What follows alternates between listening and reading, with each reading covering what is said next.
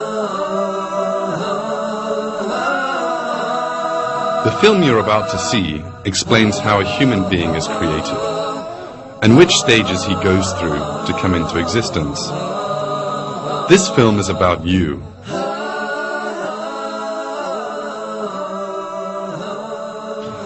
Let us now take a brief trip in time and go back to the past. Let us study an extraordinary story, one full of miracles.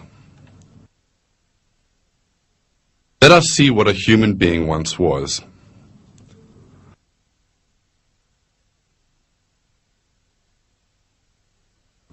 A single cell in the mother's womb. A helpless thing in need of protection, smaller than a grain of salt. You too once consisted of this single cell, just like everybody else in the world.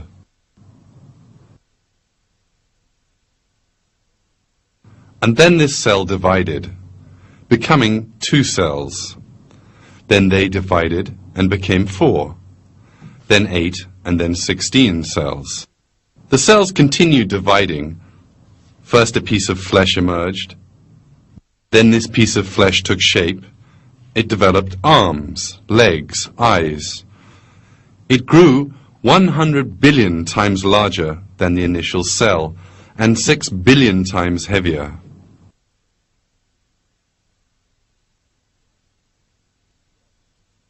God performed a string of miracles and created the human being you are watching in this film, who was once just a drop of water. He revealed to man how he created him in the Quran in these words. Does a man think that he will be left uncontrolled, without purpose? Was he not once a drop of ejected semen? Then he became a clot. So he created and fashioned him and made him into 2 sexes, male and female. Is he who does this not able to bring the dead to life?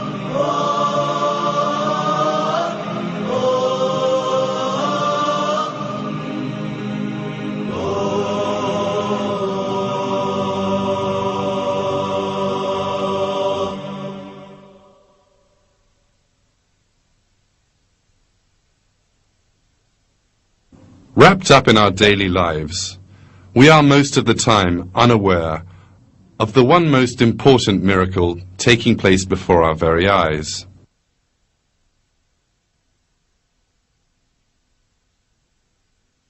This miracle is the miracle of creation in human beings.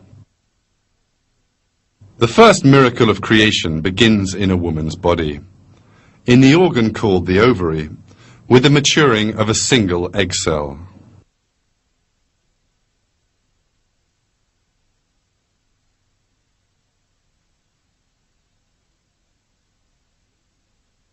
There is a long journey ahead of this maturing egg. It will first enter the organ known as the fallopian tube, then travel through this for a long distance and finally reach the mother's womb.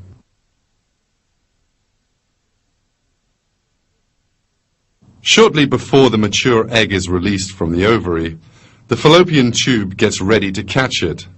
With sensitive movements, it tries to locate this egg cell on top of the ovary. As a result of this search, the fallopian tube finds the maturing egg and pulls it into itself. And the egg's journey has begun at last. The egg is obliged to travel the whole of the fallopian tube, but it has no organelles to help it to do this, no fins or feet, for instance. For this reason, a special system has been created for the egg's journey.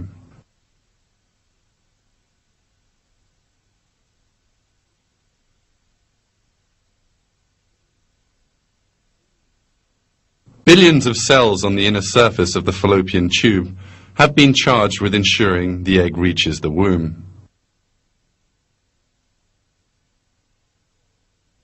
These cells position the tiny hairs on their surface, called cilia, so that they lie in the direction of the womb. In this way, they send the egg cell in the correct direction, as if passing a very valuable item from one hand to the next.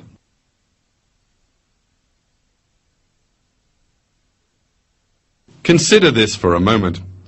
These tiny hairs are part of a highly intelligent plan and have been situated just where they need to be in just the shape they need to be. All of them together, they perform a carrying motion in a unified direction.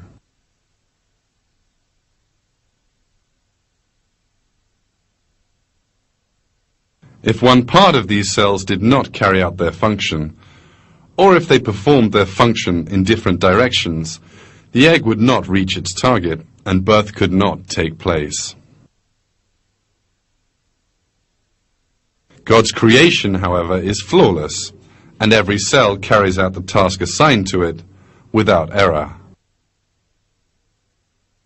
In this way, the egg cell progresses straight to the place which is being specially prepared for it, in other words, the mother's womb. But the egg cell, being so carefully carried, has a lifespan of only 24 hours. If it is not fertilized within this time, it will die.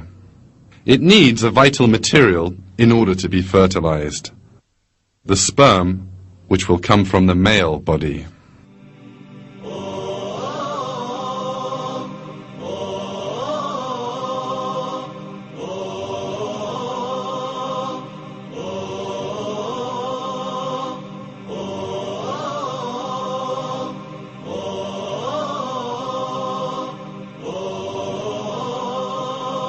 A sperm is in fact a cell, the function of which is to convey the genetic data of the male to the egg cell in the woman's body.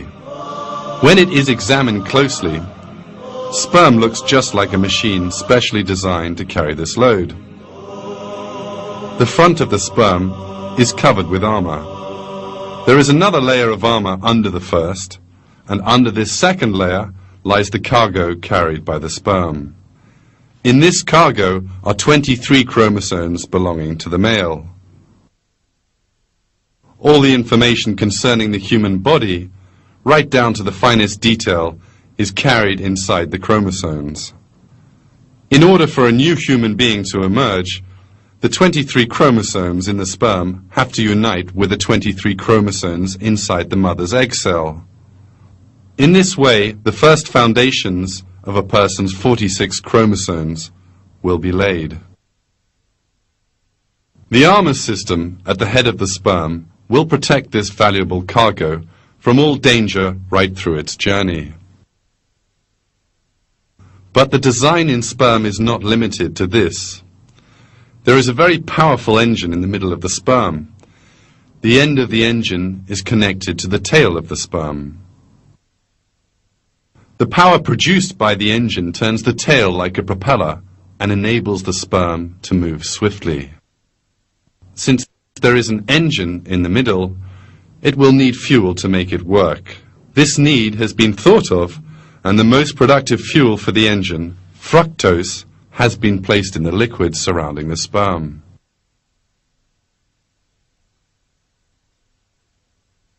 In this way, the fuel for the engine is provided throughout the length of the journey it will undertake.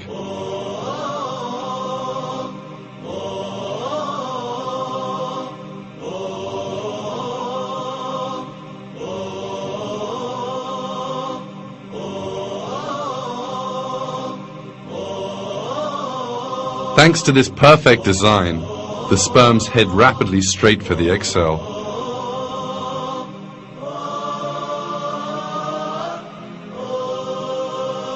When the length of the sperm and the distance traveled are considered, it emerges that this is relatively as fast as a speedboat.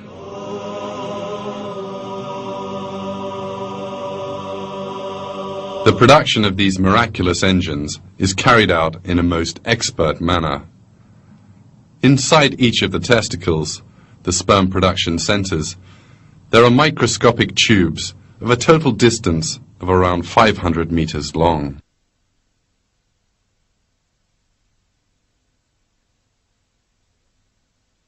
The production inside these tiny tubes works just like the conveyor belt assembly system inside a modern factory. The sperm's armor, engine, and tail parts are assembled onto one another in turn. What emerges as a result is a real wonder of engineering. We have to think a little in the face of this reality. How do these unconscious cells know how to prepare the sperms in the appropriate form, despite the fact that they know nothing about the mother's body? How have they learned to make the armor, engine, and tail that the sperm will need in the mother's body? With what intelligence do they assemble these components in the correct order? How do they know that the sperm will need fructose? How have they learned to build an engine that runs on fructose?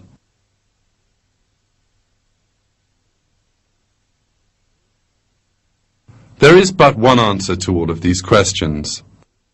The sperms and the seminal fluid that they are placed in were specifically created by God for the continuation of the human race. Husule gelmiş olması gerekir. Halbuki şöyle bir düşünürseniz, sperma hücreleri baba organizmasında yapılmaktadır. Görevleri ise anne organizmasında husule gelmektedir. Ve dünya kurulalı beri, yani insanlık aleminin tarihinde hiçbir sperma yaptığı görevden sonra, anne organizmasındaki görevinden sonra baba organizmasına tekrar dönüp kendisini yapan hücrelere neler yaptığını, hangi güçlüklerle karşılaştığını, görevinin ne olduğunu söylemek imkanına sahip değildir. O halde nasıl oluyor da sperma hücresi organizmada mevcut binlerce çeşit hücreden çok çok ayrı bir yapıya sahiptir? Sperma hücresi nereden babadan aldığı genetik yükü ileride hayat vereceği bir organizmaya götüreceğini biliyor ki başında, önünde bir zırh taşımaktadır. Sperma hücresi ileride bir hücrenin zarını delmek gerekeceğini nereden biliyor ki zırhın arkasına yerleştirilmiş bir takım kimyasal silahları birlikte götürüyor? İşte görüyorsunuz, sperma hücresinin bütün bu yapısını, yaptığı görevleri, üstlendiği olayları tesadüfen olması, tesadüfen yapması, hatta bilerek tekrar ede yapması mümkün değildir. Burada Allah'ın, yaratıcının kendisini nasıl görevlendirdiğini ve bu görevi nasıl mükemmel şekilde ifade ettiğinin en açık belirtisidir. This wonderful planning in the design of sperm is in itself a miracle of creation. In fact, God draws special attention in the Quran to the creation of the seminal fluid in which the sperms exist.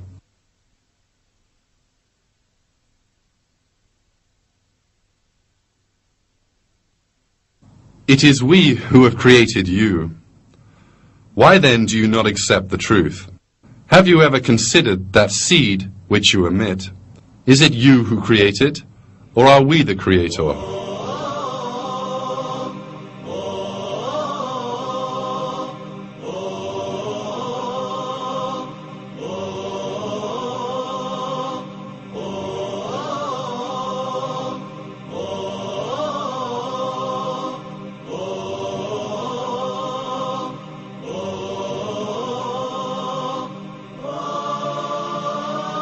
Some 250 million sperms at a time are sent to the mother's womb. This number is deliberately kept high because as soon as the sperms enter the mother's body, they find themselves facing lethal dangers. There is a dense mixture of acids in the mother's reproductive organs designed to combat bacteria. This acid mixture is also fatal to sperms. Within a few minutes, the walls of the womb are coated with millions of dead sperms. A few hours later, most of the 250 million sperms will have died.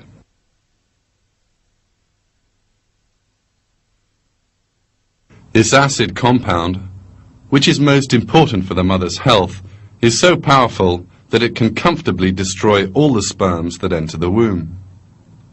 In that event, fertilization could not take place, and the human race would come to an end. But God, who created the sperms, has also created precautions against the dangers that they will face in the mother's womb. While sperm is being produced in the man's body, a basic compound is added to the fluid that contains the sperms. This compound partially eliminates the effect of the acid in the mother's womb. Thanks to this, a number of sperms pass the mother's womb and manage to reach the entrance to the fallopian tube. If you'll notice, the sperms all travel together in the same direction. But how do they find this right direction? How do they know where the egg, no larger than a speck of dust, is? The sperms find the way to the egg because another perfectly created biological system comes into action. The egg gives off a chemical signal to attract the sperms, which are about 15 centimeters away from it. The sperms head straight to the egg thanks to this signal.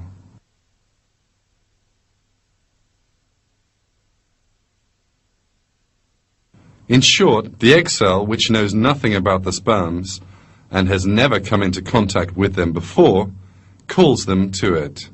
Two cells, perfect strangers to one another, engage in communication. This reality is another proof that egg and sperm are created in the most ideal form for each other.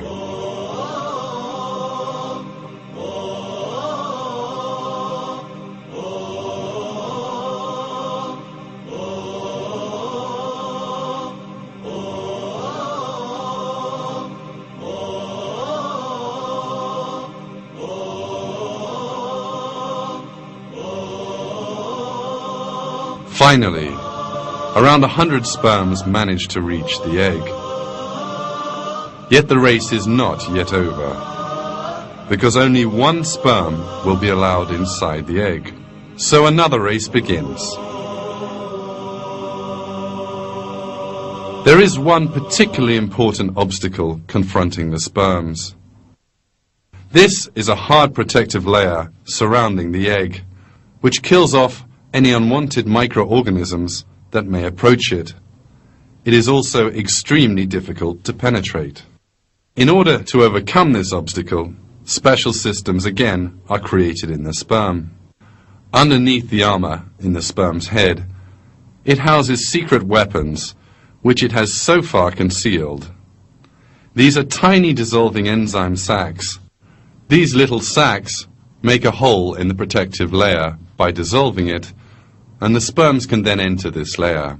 While the sperm is moving ahead inside the layer, the armor at the end gets worn away, eventually falling apart.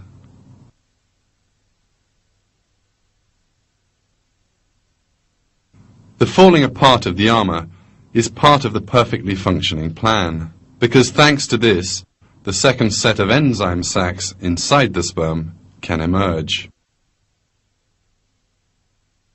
These enable the sperm to overcome the last obstacle facing it, in other words, the piercing of the eggshell.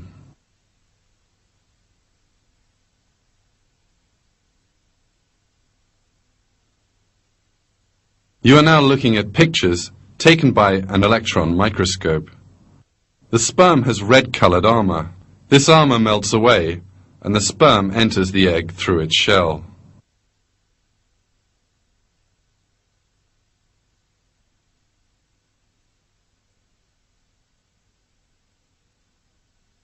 The flawless conception in the coming together of sperm and egg does not end here. As soon as the sperm reaches the eggshell, yet another miracle takes place. The sperm suddenly abandons the tail, which has brought it all this way. This is essential, because if the sperm did not do so, the tail, which is constantly in motion, would enter the egg cell and destroy it. The discarding of the tail section resembles the way a rocket might jettison its spent fuel tanks on leaving the atmosphere, having no further use for them. But how can the tiny sperm make such a fine calculation?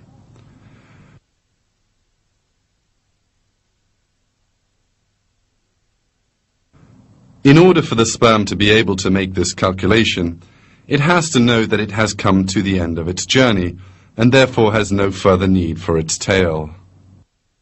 But a sperm is an unconscious biological machine, which has no intelligence and is not able to perceive its surroundings. God, who creates sperm, created it together with a system that enables the tail to fall off at just the right moment. The sperm, abandoning its tail, pierces the egg and deposits the load, in other words, the chromosomes, through the hole it opens up. The process of the carrying of the genetic data in this way comes to an end. As a result of the harmonious functioning of hundreds of different and independent systems, genetic data regarding the man's body reaches the egg cell. As we have seen, even just the union of sperm and egg is only possible thanks to a perfect planning and design, leaving no room for any coincidence.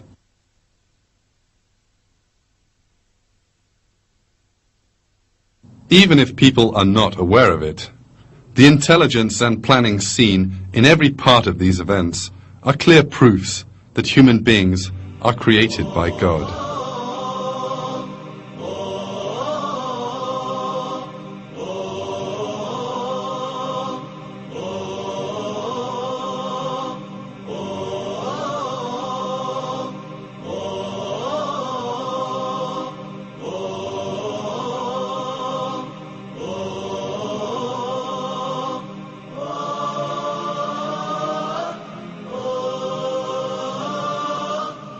You are looking at an egg cell which is not yet joined with the sperm. The genetic data of the sperm and the egg are side by side. But one of the greatest miracles in the world is about to happen. Two sets of genetic information are about to mix with one another to form an entirely new human being. And union has happened. This first cell is called a zygote. It may be hard to believe, but inside this cell is all the information regarding a person as yet unborn. The unborn baby's eyes, complexion and hair color, the shape of his face, and all his other physical features are encoded here.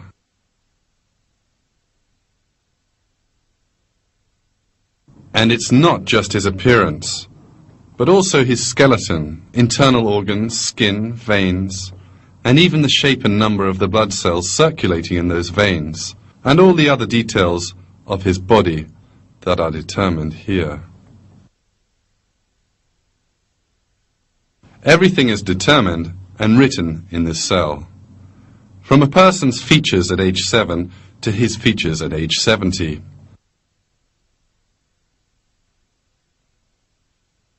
Shortly after fertilization, the cell will perform another very surprising action. It divides and two new cells form. Then these cells divide again and become 4 cells. The construction of a new human being has now begun. But why does the cell decide to divide? Why does it have the task of building a new human being? Who gave the cell the knowledge to build a new person? These questions lead us to the existence of God, possessor of infinite intelligence and power, who created us, the world, the human being in that world, the cell in that human being, and the entire universe around it.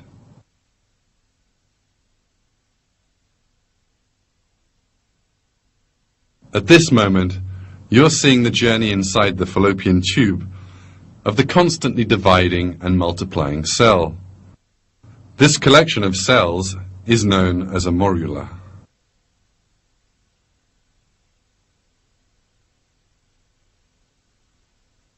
As the cell cluster divides and multiplies, another astonishing thing happens. Some cells start to grow different to others. The old cells gather in the center, and these are surrounded with the new cells, which are growing into a different kind of cell. A short time later, the group of cells in the center will form the embryo. In other words, the first cells of the baby to be born, and the group of cells around these will form the placenta, which will nourish the embryo. Cells beginning to grow different from one another and deciding to form the embryo or the placenta is accepted by the world of science as a great miracle. There is a secret order which makes these cells do this.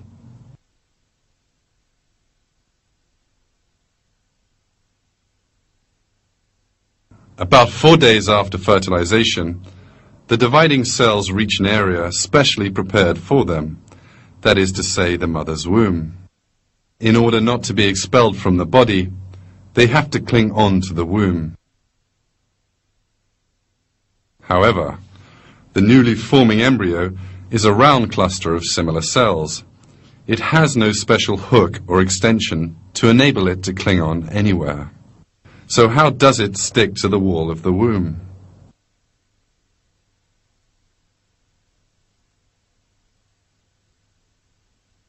This too has been taken into account.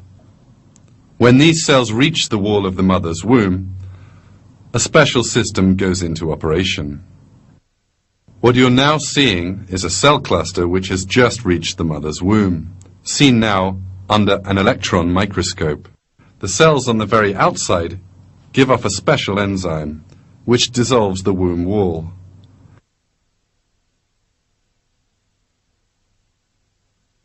In this way, the cells cling tightly to the womb and avoid being expelled from the body.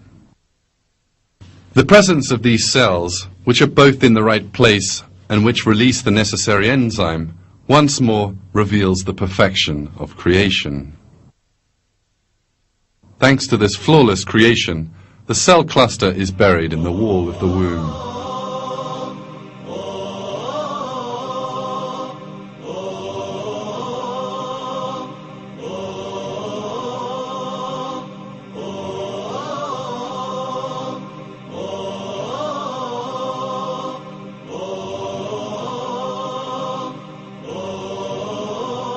This new living creature, which sticks to the womb and begins to grow, is now known as an embryo. This truth, discovered by modern science, revealed an important miracle of the Quran. In the Quran, God uses the term alaq to refer to the first phase in the mother's womb. Read in the name of your Lord, who created. He created man from alaq. Read, and your Lord is most honorable. Alaq, in Arabic, means a thing which holds on to somewhere. The word is even used in describing certain parasites which stick to the skin and suck blood.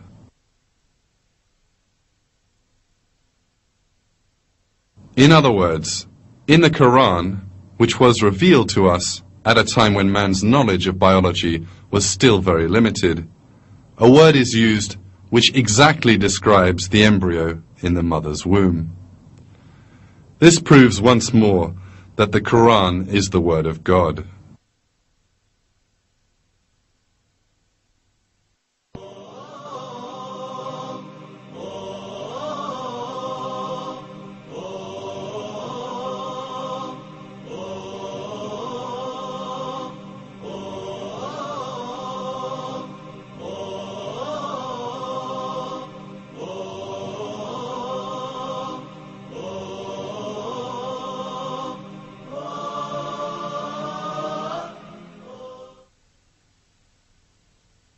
countless number of single-celled creatures live in our world, which is a planet full of life. All of these single-celled creatures multiply by dividing and form exact copies of themselves as they do so. The embryo developing in the mother's womb also begins life as a single-celled creature, and the cell multiplies by copying itself. In this situation, unless there were a design, the cells of the unborn baby would all turn out to be the same, and what eventually would emerge would not be a human being, but a shapeless mass of organic matter. But nothing like that happens, because the cells are not unsupervised. A few weeks after the sperm and egg have come together, the cells start to differentiate, obeying a secret command which is apparently given to them. We are now witnessing this change, which is described as a miracle by all scientists. The unconscious cells have set about building the internal organs, skeleton and brain.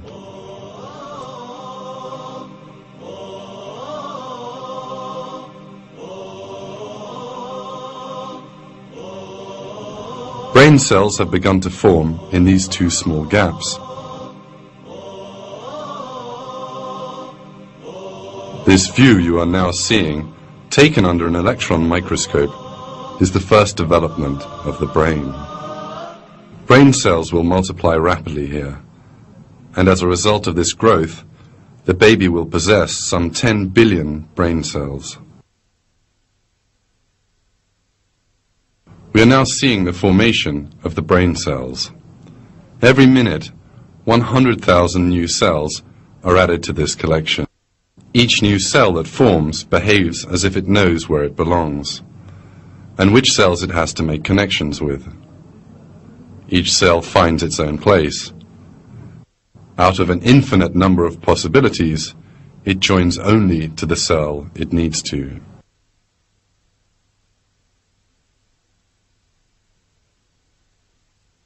There are 100 trillion connections in the human brain. In order for brain cells to be able to make these trillions of connections properly, they need to demonstrate an intelligence far superior to that possessed by humans. However, cells have no intelligence at all. And not just brain cells. Each of the dividing and multiplying cells in the embryo heads from the place where it first formed straight to the point it has to occupy, and each one finds the place designed for it. And here, whichever cells they have to form connections with, they also do. So who is it who makes these cells which have no awareness follow this intelligent plan?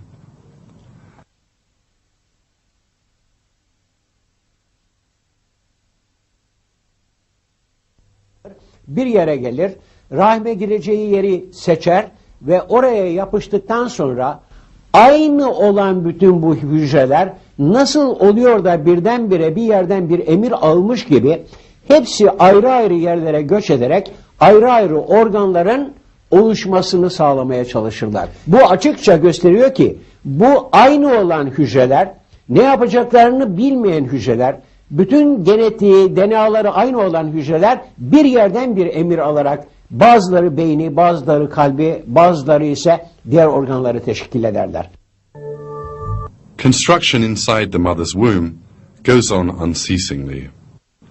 Some of the cells undergoing change suddenly begin to expand and contract. Following that, hundreds of thousands of these cells come together, and these make up the heart. This heart will continue to beat for a lifetime. In a short while, we'll see a real miracle. These cells, which stand independent of each other, are in fact vein cells. Then these cells suddenly start to join onto each other and form connections between themselves.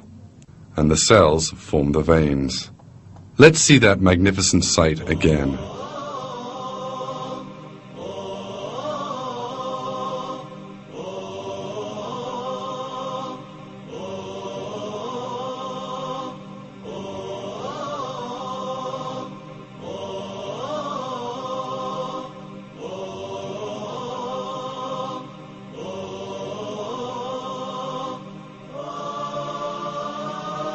How have these cells learned that they have to form a vein? And how can they do it? That is one of the questions that science has not yet found an answer to. The vein cells eventually make a perfect tubing system with no cracks or holes in it. The internal surface of the veins are smooth, as if made by expert hands. This perfect vein system will soon begin to carry blood to every part of the baby's body. The length of the vein network is more than 40,000 kilometers. That is almost as long as the circumference of the Earth. Developments in the mother's womb go on non-stop. In the 5th week, the embryo's arms and legs become visible. This bump will later turn into an arm. Some cells will then begin to form into hands.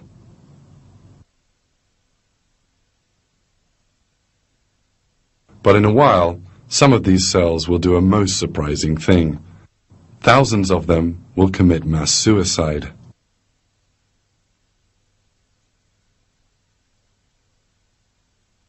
Why do these cells kill themselves? The dying cells perform a crucial function. The bodies of these cells, which die along a specified line, are necessary for the formation of fingers. The remaining cells begin to eat the dead ones, and empty spaces appear in these regions. These empty spaces are the gaps between the fingers. Why do these cells make such a sacrifice? How is it that a cell can kill itself so that the baby can have fingers in due course? How does the cell know that its death will serve such a purpose? All this once again shows that all the cells which make up the human being are directed by God.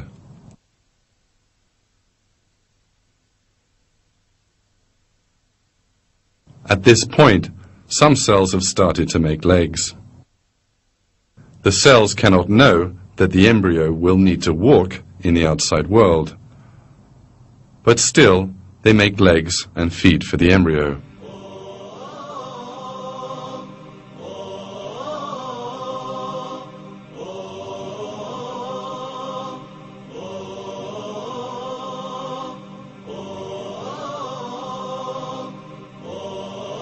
You are now looking at the face of a 4-week-old human being. At this stage, 2 holes develop, one on either side of the embryo's head. It's hard to believe, but the eyes will be constructed in these holes. Development of the eyes starts in the 6th week. The cells operate with an unbelievable plan for months, and one by one form the different regions of the eyes. Some cells build the cornea, some the pupil, and others the lens. Each cell stops when it reaches the limit of the region it has to build. And the eye, which consists of some 40 different components, is constructed flawlessly.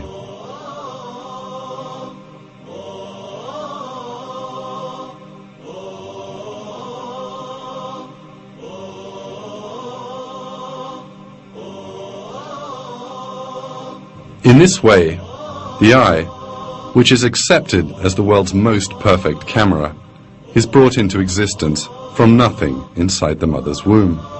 It has been borne in mind that the person to be born will open his eyes to a world full of color, and an eye has been built which is ideally suited to its perception.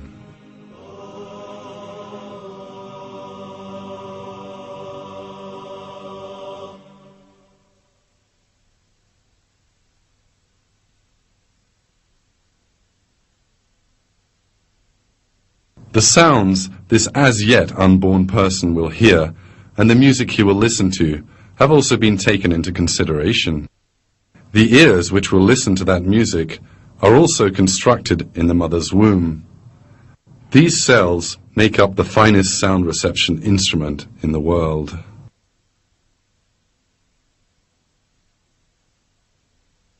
These scenes remind us once more that sight and hearing are in fact great blessings that God has bestowed upon us. God puts it this way in the Quran: "And God has brought you out from the wombs of your mothers while you know nothing. And He gave you learning, sight and hearts, that you might give thanks."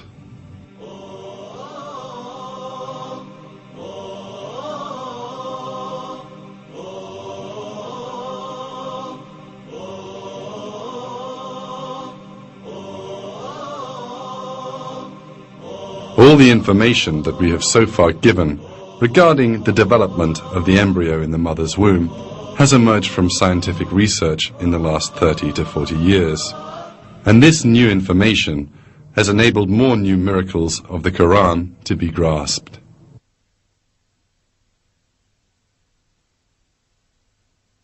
Until quite recently, it was thought that the bones formed at the same time as the muscles. But the latest research has revealed a truth that human beings were unaware of. First, bone tissue develops in the embryo, and then muscle tissue forms around the bones.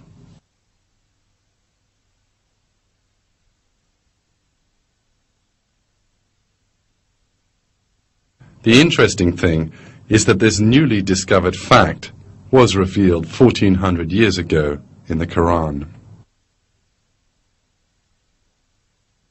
We then formed the drop into a clot, and formed the clot into a lump, and formed the lump into bones, and clothed the bones in flesh, and then brought him into being as another creature.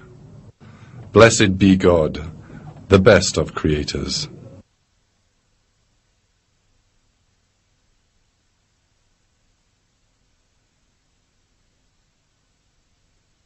On the other hand, scientific research into birth has shown that the baby goes through 3 stages in the mother's womb.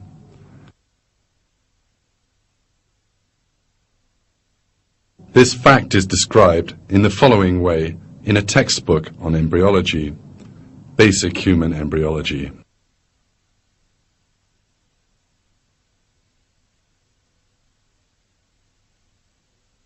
Life in the womb goes through 3 phases: pre-embryonic, the first 2.5 weeks, embryonic, up to the end of the 8th week, and fetal, from the 8th week to birth.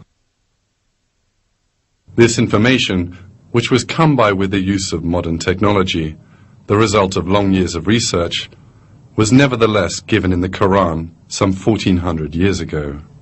These 3 phases in the mother's womb are announced in the Quran in this way: He creates you stage by stage in your mother's wombs in a 3-fold darkness. That is God, your Lord. Sovereignty is His. There is no God but Him. So what has made you deviate?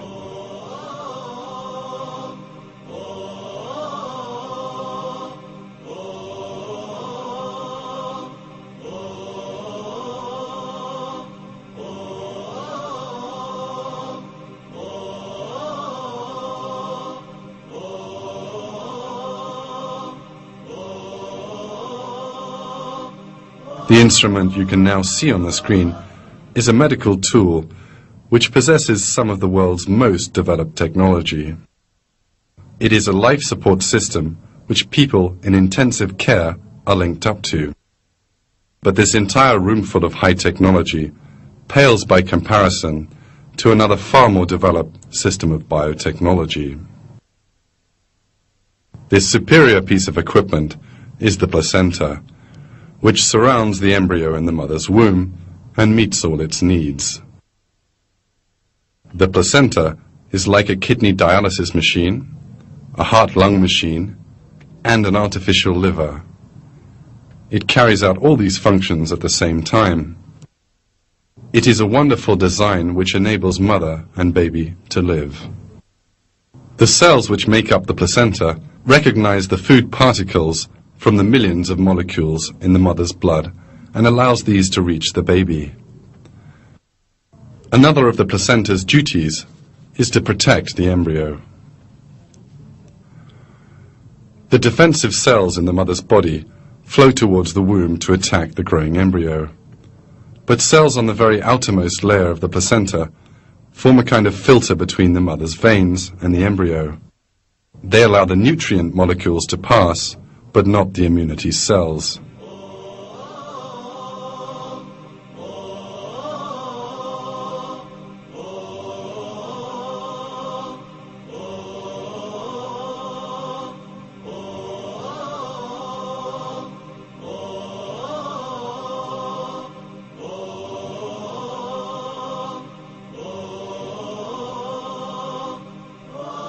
If the job of taking care of the growing embryo's needs had been given to a human being and not the placenta, then the embryo would not survive more than a few minutes.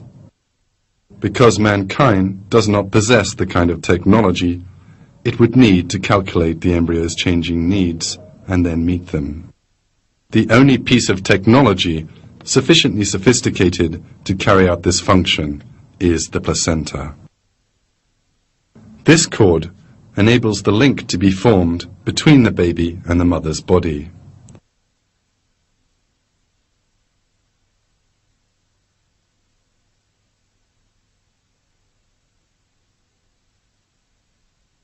This cord, which is cut and thrown away after birth, is in fact a true wonder of engineering and carries out vital tasks for 9 months.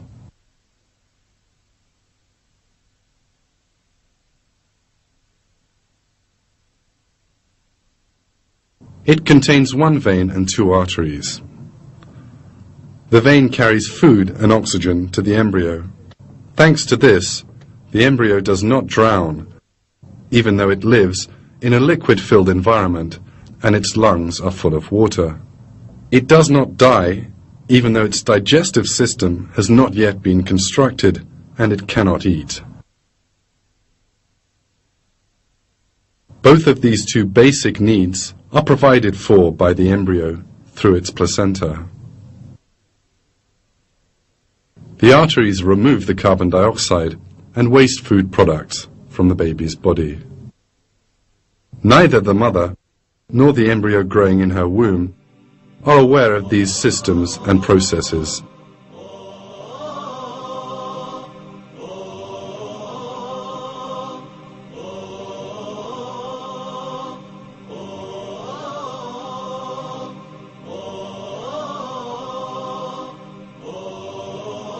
As the months pass, the baby in the mother's womb takes shape and grows.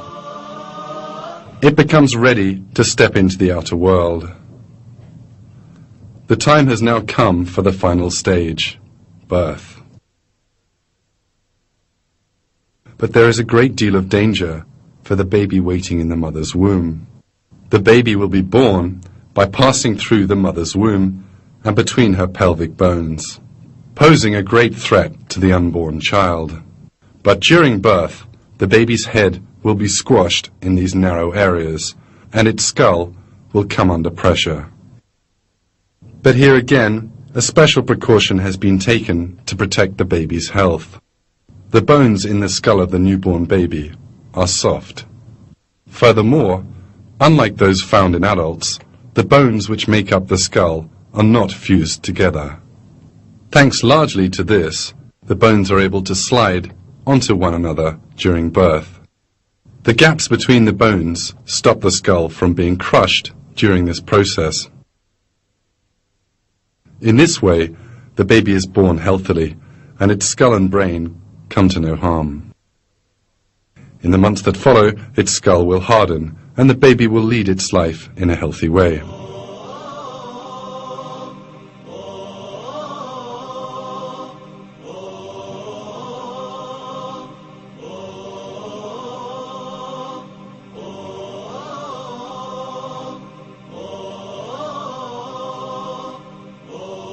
Have happened to every human being in the world. Everyone was hurled towards the womb as a sperm cell joined with the egg, thanks to the specially created conditions there, and then began life as a single cell.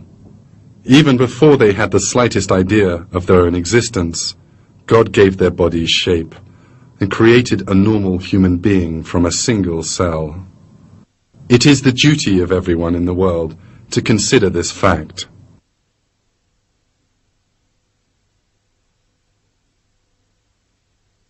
And your duty is to consider how you came to be, and to be grateful to God.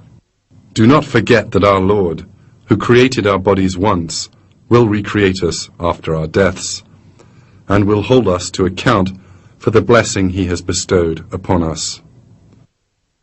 This is very easy for him. Those who forget their own creation and deny the afterlife are greatly deceived.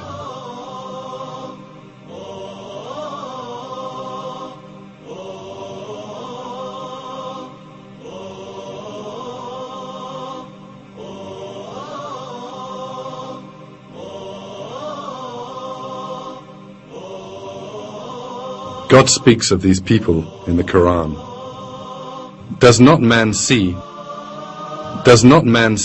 that we created him from a drop, yet there he is, an open antagonist.